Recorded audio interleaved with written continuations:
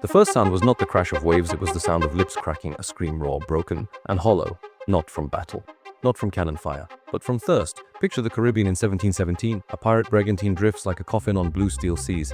The sky blazes white, the deck sizzles underfoot, and every man aboard wears the same look, eyes sunken, tongues blackened, skin stretched tight as leather. Around them lies the greatest ocean on earth, but every drop of it is death.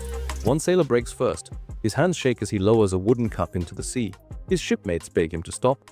He doesn't listen. He drinks. Hours later his body convulses, his stomach swollen, his lips foaming white. He claws at his own throat as if tearing the salt from within. By dawn he's dead. And by the next midnight, 3 more men will try the same fatal sip, because thirst is stronger than fear. Hey, cracked lips close up, trembling hands, ghostly blue waves shimmering like poison. Here lies the cruelest irony in human history. Men dying of thirst while surrounded by endless water. Salt water was not just undrinkable, it was a killer. Every swallow pulled water from the body instead of giving it back. It rotted organs, blistered the mind with hallucinations, and left men raving about phantom rivers and fountains that did not exist. Eyewitnesses wrote of pirates chasing mirages, diving into seas they knew would kill them just for one more mouthful of illusion.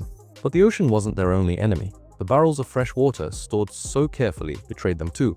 Weeks of heat and rot turned sweet water into black slime. Worms floated in the casks, stench made the men gag. Some captains ordered it drunk anyway. Some refused. Either choice could spark mutiny, because to a sailor, water was more valuable than gold. Rotting barrel open, worms floating in black water, crew glaring at each other over a single ladle. This was the true treasure of the Caribbean. Not silver, not pearls, not pieces of eight. Water. A single barrel could buy loyalty. A hidden stash could ignite murder. Pirates would trade rum powder, even their plundered coin for 1 bucket of clean water. And when storms came, men screamed like children, holding their mouths open to the rain, catching drops with their hands, fighting over the trickle-down filthy sails. But salvation was never so simple.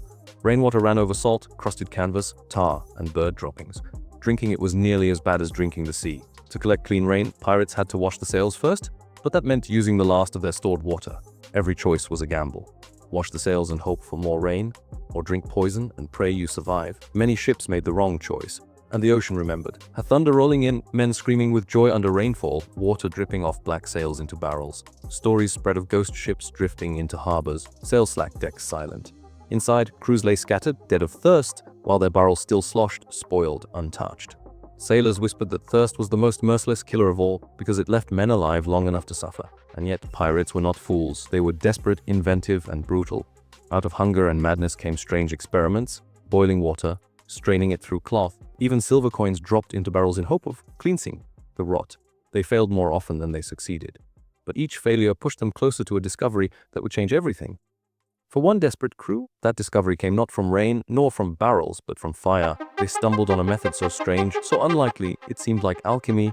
They placed seawater over flame, and what dripped from the wooden lid was clear, sweet, and alive. If stories of survival madness and discovery grip you, subscribe.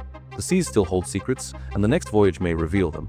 The first time they drank it, they swore it was liquid gold. What they had really made was fire turned into water. Imagine yourself standing on the deck of a pirate ship in the 17th century. The ocean stretches endlessly around you, glittering beneath the cruel sun. And yet, your tongue feels like dry leather. Your throat burns. The barrels that once promised life are now half empty, and every man around you knows it. The sea breeze, once a song of freedom, now feels like mockery. It whispers one thing over and over again: there is no water left. And when a crew realizes their water is running out, their greatest enemy isn't the Royal Navy. It isn't a rival ship, it's the men standing beside them. History is full of accounts describing how quickly desperation turned savage. On the first day, sailors stayed quiet, pretending they could endure it. On the second day, they began to beg. By the third, their eyes carried a strange, dangerous glint. By the fourth, mutiny was already brewing. One captain was slaughtered for drinking a sip too much. Another crew hurled their quartermaster into the sea, shouting, "Your lips are wet! You've stolen from us!" These weren't just disagreements, these were water wars. Whoever controlled the last few drops lived. Whoever faltered became another body claimed by the sea. This was when survival turned into pure ingenuity. The first hack: rainwater traps. Picture it, the crew stretching sails and tarps across the deck like giant funnels praying to the heavens. Each drop of rain was funneled carefully into barrels. But there was a problem. Those sails had been soaked in salt spray for weeks, stained with dirt and rot. Any rain that passed through them tasted foul, almost as salty as the ocean itself. Pirates soon learned they had to wash the sails before every storm. But think about that, using precious fresh water just to prepare for the hope of more. That's how desperate they were. Then came due collection. Pirates laid out thick cloths or animal hides overnight, hoping to soak up the faintest traces of moisture from the humid sea air. At dawn, they wrung them out, producing only a few cups at best. Hardly enough for an entire crew, but when death is looming, even a mouthful can feel like a miracle. These tricks bought time, but not safety. Weather was a cruel master. Days of burning sun with no rain, no dew, and no clouds, just a floating coffin beneath the sky. In those moments, despair poisoned the crew faster than thirst. One infamous ship drifted for weeks in the Caribbean, the men reduced to madness. When a few sailors finally gave in and drank seawater, their bodies revolted instantly. Within hours they collapsed, writhing in cramps, vomiting, their minds breaking down. Some screamed about seeing rivers on the horizon, waterfalls crashing into the sea, fresh springs rising from the waves. But it was all hallucination. The ocean was playing tricks on dying men. So the question is, how did pirates escape this doom? They couldn't rely only on rain and dew. Those were fragile lifelines. They needed something permanent, something no storm or cloud could decide for them. And that's when they discovered a solution so strange, so counterintuitive it sounded like madness. They didn't just fill their barrels with water, they burned them. Yes, you heard that right. Pirates, desperate and half-crazed, set their own water barrels on fire. Picture the scene: the crew gathered around in disbelief as flames licked the inside of their oak containers. "Captain, you've lost your mind," they screamed. But what happened next would become one of the greatest survival hacks of the age. Something so effective that we still use it in a different form today. When the flames died down and the barrels cooled, the pirates poured in their precious rainwater. Days passed even. And what they found inside wasn't rot, slime, or poison, but clean, drinkable water. The fire that should have destroyed their last hope had somehow saved them. What secret did the flames unlock? And how could charring a barrel turn it into the most valuable survival tool on the seas? The answer would change the very way pirates lived and even ripple through history into modern times. The first time a pirate captain ordered his men to burn their barrels, the crew thought he had gone mad. Fire was a ship's greatest fear. An uncontrollable blaze could swallow an entire vessel in minutes. Yet here they were deliberately lighting flames inside the very casks that carried their survival. The trick was controlled destruction. Flames licked the inner walls of the oak until the wood turned black and brittle. Then the fire was extinguished, leaving behind a thin charred layer. When the pirates filled these barrels with water, something astonishing happened. The blackened wood worked like a natural filter. It absorbed impurities, slowed bacterial growth, and kept the liquid fresher far longer than untreated barrels ever could. Instead of rotting into a foul swamp, their water stayed drinkable for weeks. This was no accident. It was science, though pirates didn't have the words for it yet. Modern chemists know it as activated charcoal. Pirates knew it only as a miracle born of flame.